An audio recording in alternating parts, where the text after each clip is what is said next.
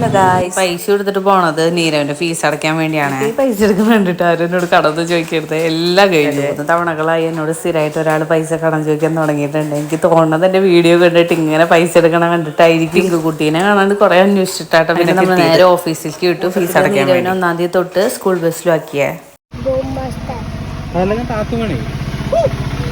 Karate class തുടങ്ങി അതിന്റെ first സ്റ്റെപ്പാണ് ഈ ബോ മാസ്റ്റർ. നമ്മൾ നേരെ വീട്ടിലേക്ക് വീണ വഴിച്ചേട്ടാ അവിടെയുള്ള പോക്കറ്റ് റോഡുകളൊക്കെ കണ്ടുപിടിക്കാനുള്ള തിരക്കില്ല. വന്ന വഴി മറക്കരുത് എന്ന് പറയില്ലേ, നമ്മൾ വന്ന വഴി മറന്നു. ചുറ്റിത്തിരിഞ്ഞ് നമ്മള് മെയിൻ റോഡിലേക്ക് എത്തിയിട്ടോ. ഒരു ബജ്ജി കടയും കണ്ടു. അവിടെ നിന്ന് 3-4 ബജ്ജിയും മേടിച്ചിട്ട് നേരെ വീട്ടിലേക്ക് പോകും. കാര്യം ഇവിടെ എണ്ണക്കടികൾക്ക് 6 രൂപയുള്ളൂ കേട്ടോ. അപ്പോൾ അത് സനേഷൻ ഒന്ന് കാണിച്ചു കൊടുക്കാന്നും കൂടെ വിചാരിച്ചു. നമ്മൾ വീട്ടിലെത്തിയപ്പോൾ നമ്മുടെ കരാട്ടെ സ്റ്റെപ്പുകളായിട്ട് നമുക്ക് കരാട്ടയും കൂടി പഠിപ്പിച്ചു തന്നു. പോയി ഡ്രസ്സ് മാറി മെയിൻ സാധനം എടുത്ത് കഴിക്കാൻ തുടങ്ങി. സംഭവം മേടിക്കുമ്പോൾ ഞാൻ ആദ്യം നോക്കണേ ഇവിടുത്തെ ചമ്മന്തി ആയിരിക്കും. മുളകും വിനാഗിരിയും കൂടെ മിക്സ് ചെയ്തിട്ടുള്ള ചമ്മന്തിയാണ്.